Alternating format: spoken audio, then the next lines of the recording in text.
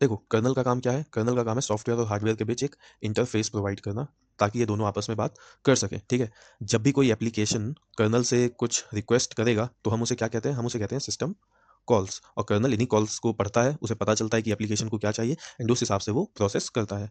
हमारे पास देखो कंसेप्ट एक और है, कॉन्टेक्स्ट स्विचिंग का, और user space and kernel space. देखो, यूज़र स्पेस में हमारा जो कुछ भी हम एप्लीकेशन रन कर रहे होते हैं, वो कहाँ? यूज़र स्पेस में कर रहा है, मतलब यूज़र के साइड में कर रहा है, ठीक है? और यहाँ पे जो प्रिविलेजेस होते हैं या एक्सेस लेवल होता है किसी भी एप्लीकेशन का, वो कम होता है। कर्नेल में क्या है? कर्नेल रिलेटेड चीज़ें चल रही होती है, ठीक है? जैसे कि तुम्हारा इनपुट-आउटपुट को मैनेज करना, फाइल सिस्टम को मैनेज करना, टास्क को शेड्यूल करना, या फिर मेमोरी का एलोकेशन, डी-एलोकेशन करना, ये सब कहाँ? कर्नेल साइड पे चलेगा। एंड डिवाइस ड्राइवर्स जो होते हैं हमारे, वो भी कहाँ चलेगा? कर्नेल स्पेस में चलेगा। यहाँ पे क्या होता है कि इन सबको पूरा एक्सेस होता है किसका? रिसोर्सेज का।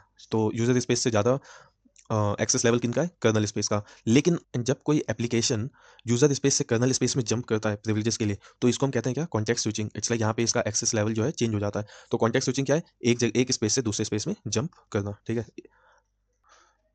देखो, हमारे पास 3 टाइप के कर्नेल हैं। पहला क्या हो गया? माइक्रो कर्नेल, ठीक है? माइक्रो कर्नेल एक बहुत ही मिनिमल सा कर्नेल होता है, जिसके अंदर मेनली तुम्हारा क्या हो गया? एक हो गया आईपीसी, ये होता है inter process communication. It's like एक हमारे पास प्रोसेस 1 है, प्रोसेस 2 है। नॉर्मली ये दोनों आइसोलेटेड होते हैं, लेकिन अगर इन दोनों को आपस में बात करना है तो क्या? आईपीसी के थ्रू ये दोनों आपस में बात कर सकते हैं। तो ये एक आईपीसी होता है। एक हमारे पास स्केड्यूलर होता है, DULER।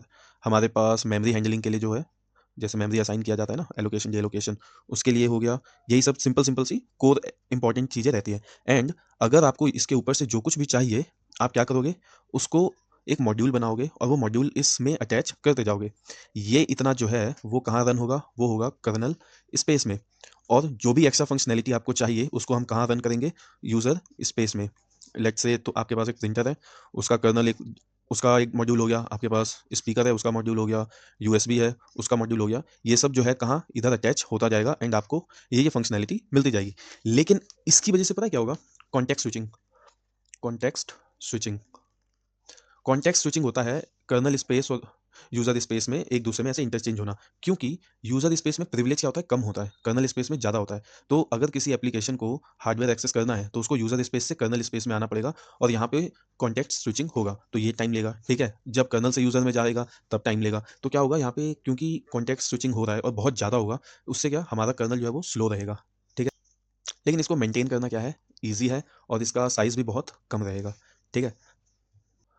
तो माइक्रो कर्नल समझो एक लेगो सेट की तरह है। आपके पास एक बेस प्लेट होगा, ठीक है? अब आपको जो कुछ भी चाहिए, आप उस पे रखते जाइए, अटैच करते जाइए। जो नहीं चाहिए, आप उसे हटा दीजिए।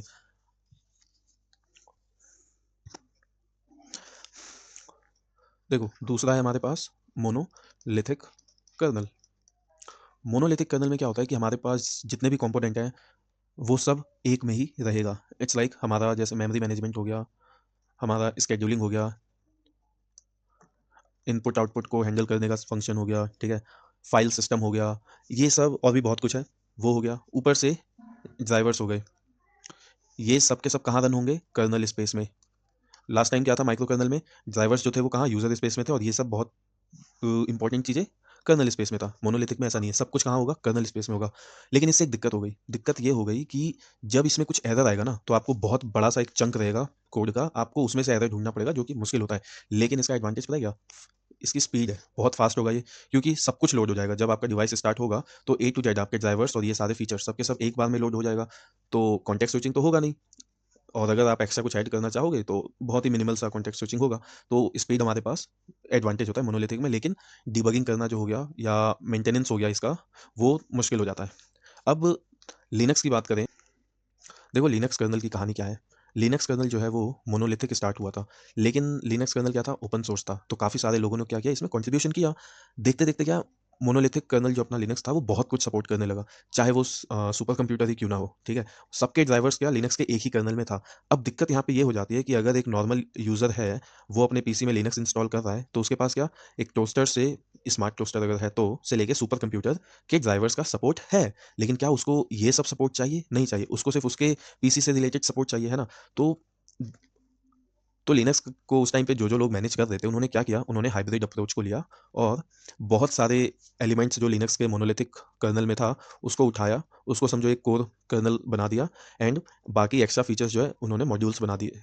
इससे हुआ क्या कि ये कोर कर्नल जो है ऑलमोस्ट सभी डिवाइसेस को चाहिए ही चाहिए होगा, इसमें नेसेसरी एलिमेंट्स होंगे, चाहे वो बेसिक नेटवर्किंग का सपोर्ट हो गया या बेसिक डिवाइस ड्राइवर्स हो गए, ये रहेगा ही रहेगा। लेकिन अगर आपके पास कुछ नया सा है, कुछ स्पेसिफिक डिवाइसेस है, आप उस कर्नल को अलग से लोड कर सकते हो एज अ मॉड्यूल, ठीक है। तो आप अपने मेन कर्नल में उन मॉड्यूल्स को अटैच करोगे, वो फंक्शनैलिटी आपके कर्नल में आ जाएगा, नहीं चाहिए तब हटा दो। इस हिसाब से आजकल के जो हमारा लिनक्स है वो क्या हाइब्रिड कर्नल है, ठीक है। इसमें कंसेप्ट क्या मॉड्यूल्स का रहता है, आपका कर्नल स्टार्ट होगा और वो जो रिक्वायर्ड मॉड्यूल्स रहेंगे आपके पीसी के लिए वो उनको लोड करेगा। आप चाहो तो मैनुअली उसको डिलीट कर सकते हो या फिर कर्नल में अटैच कर सकते हो, ठीक है। देखो हाइब्रिड कर्नल जो है वो मोनोलिथिक लाइक एच आई सी और तुम्हारा माइक्रो कर्नल इन दोनों के बीच में है, ठीक है। इसका कहना है कि हम इंपॉर्टेंट चीज़ें जो है वो कोर में डाल देंगे, ठीक है। और हम माइक्रो कर्नल से क्या मॉड्यूलैरिटी लाएंगे, इट मीन्स कि हम मॉड्यूल्स बना देंगे। तो जो लिनक्स का कर्नल है उसके अंदर बहुत सी चीज़ें हो गई, इनपुट आउटपुट को हैंडल करना, फाइल सिस्टम हो गया, नेटवर्किंग हो गया, स्केड्यूलिंग हो गया, ये सब क्या है इनबिल्ट है कोर में ही है, ठीक है। बेसिक डिवाइस के ड्राइवर्स जो है सब इसी में पहले से ही रहते हैं। लेकिन अगर आपको कुछ अलग से चाहिए तो आप उसको क्या मॉड्यूल्स की तरह अपने कर्नल में अटैच करते जाओ। लेट से एक ऐसा कोई स्पीकर है, कोई कीबोर्ड है, कोई माउस है, तुम इन सबको क्या इस कर्नल के ऊपर ऐड करते जाओ, ठीक है। अगर तुम्हें कुछ नहीं चाहिए तो तुम उसको क्या हटा सकते हो। तो इससे क्या होगा कि तुम्हारा सब कुछ एक ही कर्नल में नहीं होगा, तो इससे क्या कर्नल का साइज कम रहेगा। लेकिन क्योंकि बहुत सारी चीज़ें भी इसी के अंदर है तो तुम्हारा कॉन्टेक्स्ट स्विचिंग कम होगा, कॉन्टेक्स्ट स्विचिंग कम होगा तो प्रोसेसिंग स्पीड वैसे भी फास्ट रहेगी, है ना। लेकिन वही डिबगिंग के टाइम पे थोड़ा दिक्कत होगा या फिर मेंटेनेंस के टाइम पे। तो देखो अभी मैं तुम लोगों को एक प्रैक्टिकली क्या करूँगा, जो हमारा लिनक्स का कर्नल है उसमें एक मॉड्यूल अटैच करके दिखाऊंगा। उस मॉड्यूल का फंक्शन क्या होगा, हेलो वर्ल्ड प्रिंट करना, ठीक है। तो वो प्रैक्टिकल में देखते हैं। तो देखो अभी हम चलते हैं अपने टर्मिनल में, थोड़ा जूम कर लेते हैं। अब अगर तुम्हें जानना है तुम कर्नल कौन सा यूज़ कर रहे हो, उसके लिए कमांड है uname -r, ठीक है। मेरा जो कर्नल है वो कौन सा है 6.7.8, इसका वर्जन है आज 1-1, ठीक है। हमारा जो कर्नल होता है वो कहाँ पड़ा रहता है, CD बूट के अंदर पड़ा रहता है। ये VM लाइनस देख रहे हो, VM लाइनस डेट लिनक्स, ये हमारा कर्नल फाइल है, ठीक है। इसका साइज़ जो है ना बहुत कम रहता है, ठीक है। अगर मैं तुम्हें इसका साइज़ दिखाऊँ तो वो सिर्फ 13 MB का है, ठीक है। ये डिपेंड कर सकता है कौन सा वर्जन है। तो देखो हमारे जो मॉड्यूल्स होते हैं ना वो हमारे लिब स्लैश मॉड्यूल्स में पड़े हुए रहते हैं, ठीक है। इसके अंदर जो भी हमारा कर्नल है उसमें वर्जन में जाओ, यहाँ पे तुम्हारा सारा कर्नल से रिलेटेड और उसके मॉड्यूल्स वाले फाइल होते हैं, ठीक है। तुम चाहो तो थोड़ा घूम सकते हो इसके अंदर जो कुछ भी है। अगर हम ड्राइवर्स में जाएँ देखते हैं उधर क्या है, तो देख लो क्या क्या है, बहुत कुछ है ना। यहाँ पे कुछ साउंड से रिलेटेड है, यहाँ पे हमारे SSD से रिलेटेड होगा कुछ, ठीक है। यहाँ पे हमारे बस से रिलेटेड होंगे, ये ब्लूटूथ के लिए है। तो देखो अब हम लोग अपना खुद का एक मॉड्यूल बनाएंगे बहुत बेसिक सा, ठीक है। मैं पहले इस रूट में स्विच कर लेता हूँ, ठीक है। अब मैंने इधर एक डेमो फाइल बना रखा है, इसके अंदर देखो एक .c मतलब सी का फाइल है एंड इसका काम ज़्यादा कुछ है नहीं, ठीक है। इसका कहना है कि जब भी हम अपने मॉड्यूल को लोड करेंगे तब ये क्या करेगा, हेलो वर्ल्ड एक तरीके से प्रिंट करेगा, cats are saying hi to you. और जब हम इस मॉड्यूल को रिमूव करेंगे तो ये cats are saying bye bye to you करेगा, ठीक है। तो मैं पहले इस फाइल को कंपाइल कर लेता हूँ, ठीक है। एंड इसके बाद हमारे पास एक .ko का फाइल होगा, ये ko, ठीक है। ये हमारा मॉड्यूल है। तो अब हम अपने मॉड्यूल को कर्नल में लोड करते हैं। इसके लिए हमारे पास insmod नाम का कमांड है। अगर मैं तुमको इसका फाइल दिखाऊं तो इसके अंदर क्या है तो कुछ मतलब बनता नहीं है देखने का, कॉज अगेन ये पूरा कंपाइल फाइल है। इसको हम लोड करेंगे, उसके लिए insmod और जो भी हमारे मॉड्यूल का नाम है, ठीक है, .ko। अब जब मैं इसे लोड किया हूँ तुम्हें यहाँ पे कुछ दिख नहीं रहा होगा, लेकिन ये कर्नल में लोड हो चुका है। उसके लिए हम कर्नल का लॉग चेक करेंगे, DMESG मैसेज, ये बेसिकली कर्नल के लॉग को दिखाता है। और हमें सब कुछ नहीं चाहिए, हमें बस हमारे मॉड्यूल का चाहिए। तो अभी सबसे लेटेस्ट जो लाइन होगी वो इसी का होगा। तो तुम देख सकते हो क्योंकि ये अभी कर्नल में लोड हुआ है तो ये cats are saying hi to you कह रहा है।